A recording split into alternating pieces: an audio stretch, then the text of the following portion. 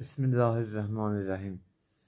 نظر به این که زندگی من نامطلوب است و در این شرایط جور نیست من هم برای خدا و برای اینها سنگ تمام بذارم ولی پای من بشکند 9 ماه اینجا بماند. یه جای کار نقصش اینه که من گفتم این خدای شما خدا چرا وقتی که حضرت امیرالمومنین علی بن ابی طالب آقا اینا میرن به مکه مکرمه برای حجۃ الوداع، اون موقع چرا میرن داخل مکه ابلاغ نمیکنن خلافت امیرالمومنین رو؟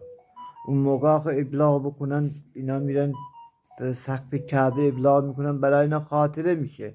کجا ابلاغ میکنن؟ در وقتی که از مکه میرن بیرون یه جای ابلاغ میکنن که به صورت تفرقه. اینا چرا در تجمع ابلاغ نمیکنن؟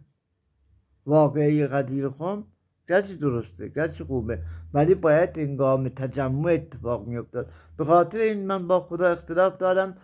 خدا عرصه را بر من تنگ گرفته. و السلام علیکم و رحمت الله و برکاته.